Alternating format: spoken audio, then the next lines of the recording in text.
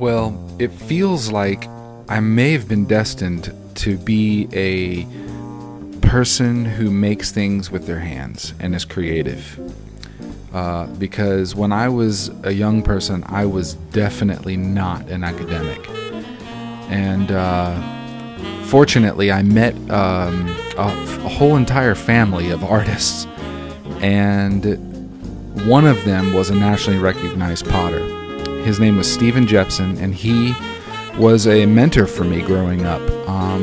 We spent lots of time together, going places and doing things, kayaking and what have you. But when I was 19, he said to me, "Why don't you take a pottery class up at the community college?" And I said, "Yeah, why don't I do that?" So I went up there and I took my first pottery class, and it was a life-changing experience for me because I kind of discovered who I was in that class, that I was a creative person, which I did not know growing up. What appealed to me the most was the power that I saw in Stephen's life, that he got up every morning, he drew ideas and thought of ideas, and then he went out into his studio where he had materials to work with, and he made those things become a reality. That just seemed like a very powerful way to live to me. But the journey has been convoluted in many ways because I didn't go to graduate school. Instead, I ended up getting a job teaching high school art in the Caribbean. And there were many circumstances in my life that led to me getting out of the pottery at that point in time. But I have no regrets about spending 5.5 years in the Caribbean teaching art and not making pottery for almost 10 years. And until just last year, it's only been 1 year since I've gotten back into making pottery full time. At that time in my life, I had had some God experiences, and that led me to really letting go of my identity as a potter. And I wanted to completely focus my life on that, and so it was nice to change the scenery and kind of go someplace where no one knew me and sort of reinvent myself in a certain way. And it just felt that when I moved back to the US that it was time.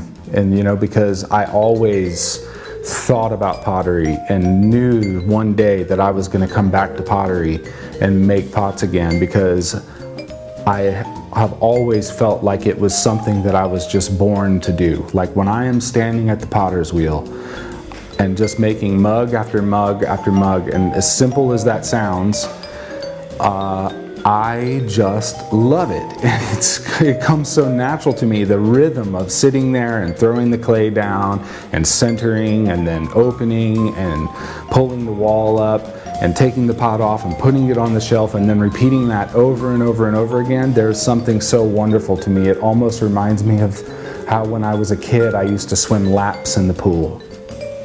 When I'm making pottery, I'm always thinking about old pots that I've seen in books and in magazines. And I personally feel like the best pots come from Persia, or they come from Japan, or they come from China. And so I'm constantly looking at those pottery, those ancient pots for inspiration. And there are certain aspects about form and about surface design and decoration that I'm looking at. And I can't say that I actually pull from one specific place, but I do lean toward expressing myself in a more modern way sometimes, because I don't want to copy old pots, but I do want to make them new. But for me personally, pottery is really important, and I feel like it's really important for our whole society. And I think that making objects in general that it matters, and that it's important for all of us, even people who don't make things, to have those things and experience those things. And one of the reasons is because when you make something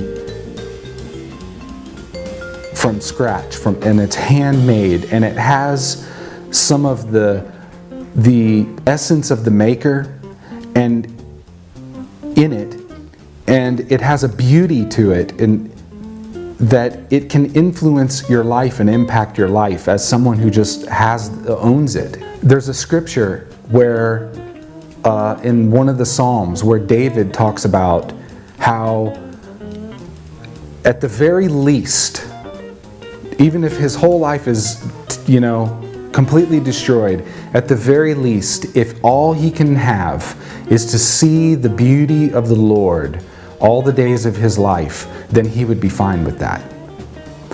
And I've contemplated that many, many times, and the beauty of the Lord is in everything that's beautiful. If it's beautiful, it's got the beauty of the Lord in it. And so I feel like beauty is a food that we actually, that sustains us in a way.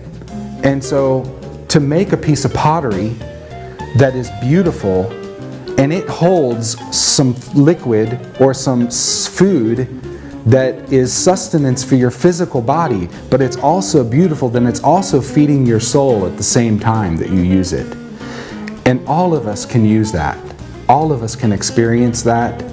And I do think that an object like a mug or a bowl or a pitcher or something like that, that those things can receive and contain beauty and truth, in the same way that we can and that we do, if that makes sense.